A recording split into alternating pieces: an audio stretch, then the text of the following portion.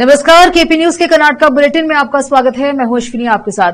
चलिए शुरू करते हैं आज के खबरों का सिलसिला। उससे पहले एक नजर आज के मुख्य समाचारों पर। बीदर जिले से हज 2025 पहला 54 अजमीन का काफिला रवाना। एच अंजना फैंस एसोसिएशन द्वारा पत्रिका भवन में प्रेस कॉन्फ्रेंस। कर्नाटका जाति जनगणना पर पूर्व केसीबीसी अध्यक्ष एच कांतराज ने कहा, सरकार को रिपोर्ट मिल गई है। पहलगाम हमले हिंदू कार्यकर्ता की हत्या की निंदा करते हुए चिकमंगलूर में विहिप बजरंग दल द्वारा बुलाए गए बंद को मिली जुली प्रतिक्रिया। हमारा समर्थन पीएम के साथ, पहलगाम आतंकी हमले पर कर्नाटका के पूर्व सीएम एचडी देवेगौड़ा ने कहा।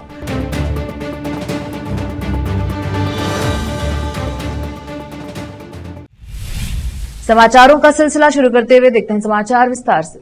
हज 2025 के लिए आजमीन का चयन हो चुका है और सभी आजमीन की रवानगी शुरू हो गई है। आज बीदर जिले का पहला 54 आजमीन का काफिला बीदर से बिदाता की जामा मस्जिद से हैदराबाद के लिए रवाना हुआ। आज बाद नमाज जोहरा मजा मस्जिद में एक कार्यक्रम का आयोजन किया गया, जिसमें आजमीन की गुलपोशी की गई और सभी को हैदराबाद के लिए रवाना किया गया। आज इस काफिले को जासमीन शिक्षण संस्थान के अध्यक्ष अजीज खान, बीदर सिटी कांग्रेस के अध्यक्ष मोहम्मद यूसुफ सहित अंजुमन खादिम उल हुज्जाज के जिम्मेदारों ने हरी झंडी दिखाकर रवाना किया। कैमरामैन महेश का coverage. H Anjana fans association द्वारा आज बीदर शहर के पत्रिका भवन में एक प्रेस वार्ता बुलाई गई। इस वार्ता को संबोधित करते हुए अंजना फैंस एसोसिएशन के अध्यक्ष देवीदास चितलागेरा, मादिगा समुदाय के वरिष्ठ चंद्रकांत हिप्पलगांव और सुधाकर कोल्लूर ने कहा कि जब आंतरिक आरक्षण के लिए जाति सर्वेक्षण की बात आती है तो जाति कॉलम 61 में मादिगा लिखना अनिवार्य है। इस अवसर पर श्यामराव बम्बुलगी, संजू कुमार, डीकेड और अन्य उपस्थित रहे। कैमरामैन पुराज का कवरेज। रोकते हैं समाचारों का सिलसिला, लेते हैं छोटा सा ब्रेक।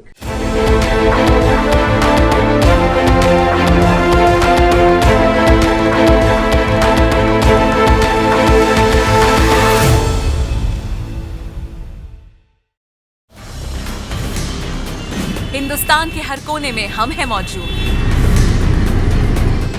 24 घंटे हालात पर गहरी नजर, खबरों से जुड़े चुपते सवालात और आपको दिखाता है धार्मिक, सामाजिक, राजनीतिक, लोकल और इंटरनेशनल न्यूज की सबसे बेहतर कवरेज,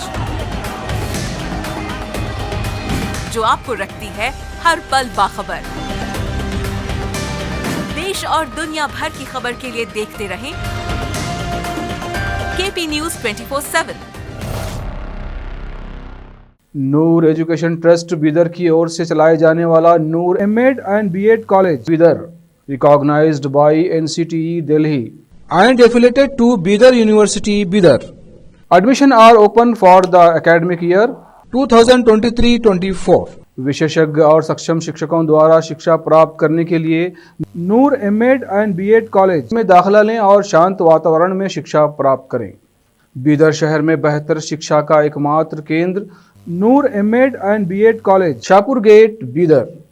फोन नंबर्स 9945283920, 8482221297। ब्रेक के बाद स्वागत है आपका। देखते हैं समाचार। कर्नाटका जाति जनगणना पर बोलते हुए कर्नाटका राज्य पिछड़ा वर्ग आयोग के पूर्व अध्यक्ष एच कांतराज ने 5 मई को कहा कि सरकार को रिपोर्ट मिल गई है और इस पर विचार किया जा रहा है। सरकार को रिपोर्ट मिल गई है और इस पर विचार किया जा रहा है। हमने विस्तृत सर्वेक्षण किया है। इसमें 55 प्रश्न थे, जिसमें से न केवल जाति बल्कि सामाजिक पिछड़ापन, आर्थिक और शैक्षणिक पिछड़ापन, रोजगार, पारिवारिक विवरण जैसे मामलों के अन्य पहलू भी शामिल हैं। Government has received the report and it is under consideration. I am told that it is on 9th for consideration, detailed discussion. It is there before the cabinet. Lot of apprehensions. We have seen that so many different caste MLAs, ministers, they are not seem very happy with the report. So just want to know that the basis on which this report has been. See, they may be having different ideas, opinions. That will be discussed and sorted out in the cabinet. I don't know what are their queries and all those. Has been made from your side to make it more scientific, more. Sir, we have conducted the detailed survey. So we have collected the answers for 55 questions in the questionnaire. That is what is called a survey form. So that contains not only the caste but also other aspects of the matter regarding see social backwardness, economic backwardness, educational backwardness, employment area, and also see family details, and all those things have been covered. So therefore it can't be called caste survey alone.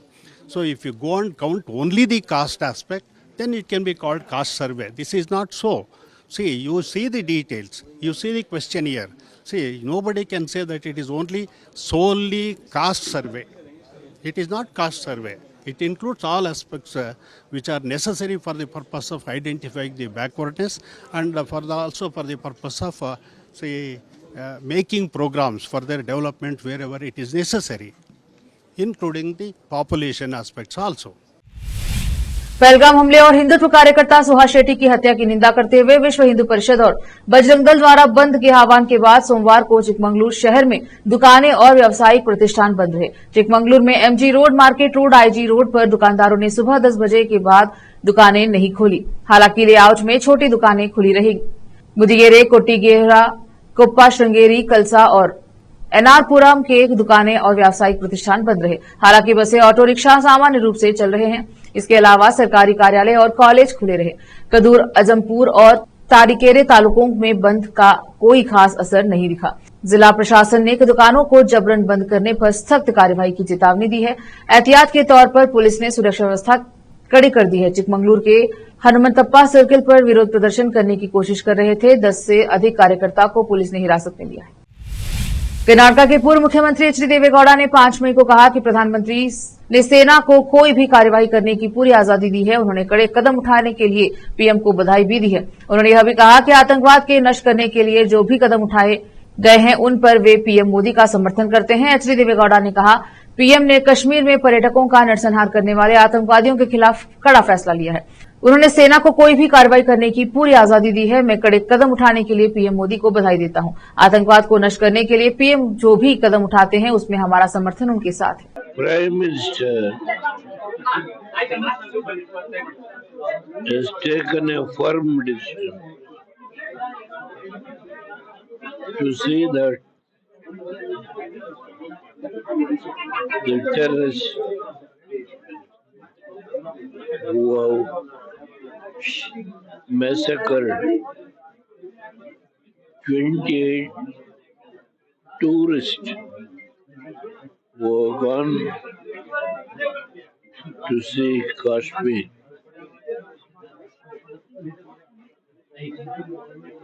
In the whole world, Kashmir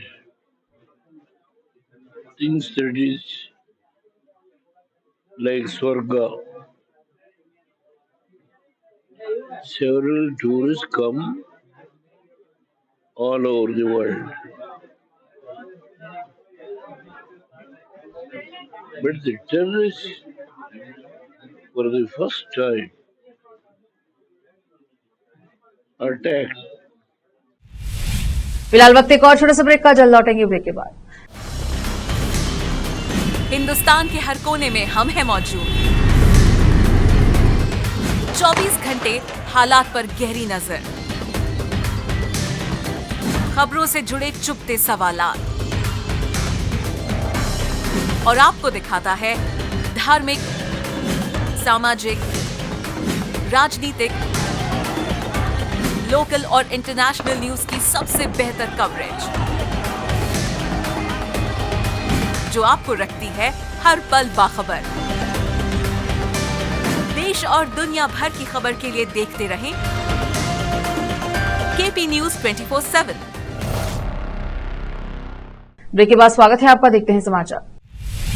SSLC परीक्षा में असफल हुए अविनाश बदला हुआ नाम के लिए माता पिता और परिवार के सदस्यों ने केक काटा ताकि उसका मनोबल बढ़े और उसमें आत्मविश्वास पैदा हो। उन्होंने फिर से प्रयास करने के लिए कहा। वह लड़का जो एसएसएलसी परीक्षा में सभी 6 विषयों में अनुत्तीर्ण हो गया था, परेशान था। माता पिता ने बताया कि बचपन में एक घटना में हमारे बेटे के पैर जल गए थे और उसकी स्मरण शक्ति प्रभावित हुई थी। इस कारण हमारा बेटा परीक्षा नहीं दे पाया।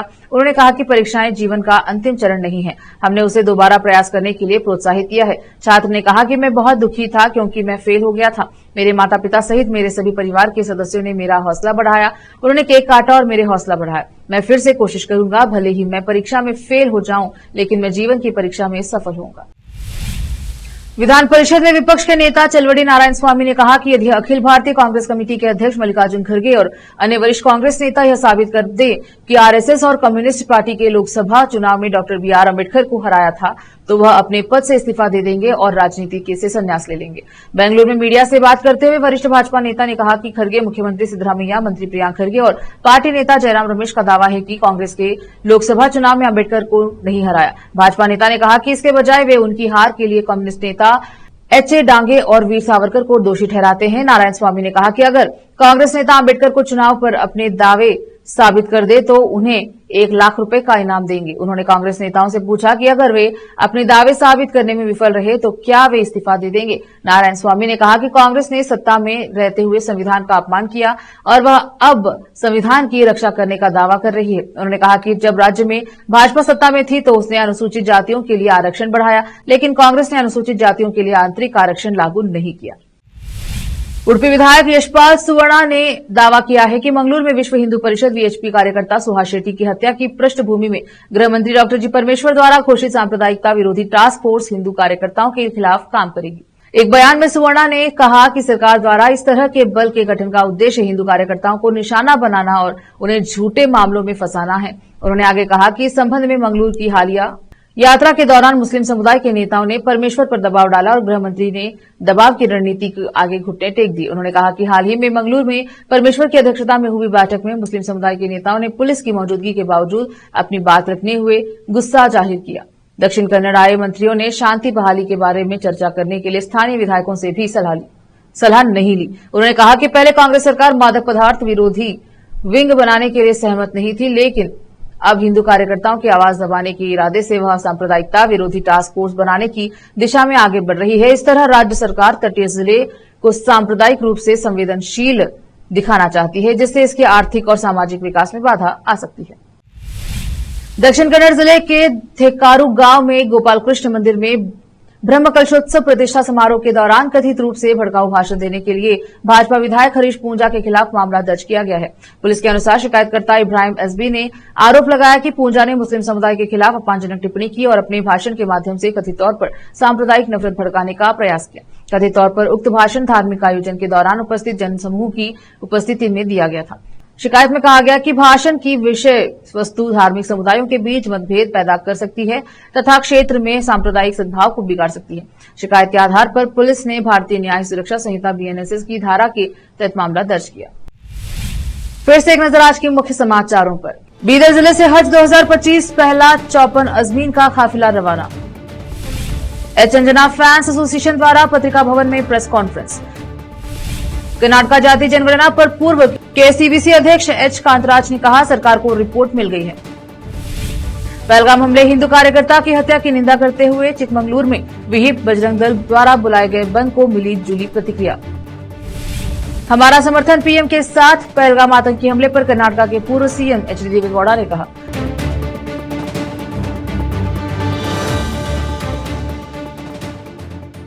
केपी न्यूज के कर्नाटक बुलेटिन में अब तक के लिए इतना ही। देखते रहे केपी न्यूज 24/7। धन्यवाद। देश प्रदेश और स्थानीय समाचारों के लिए केपी न्यूज 24/7 को लाइक, शेयर एंड सब्सक्राइब जरूर करें।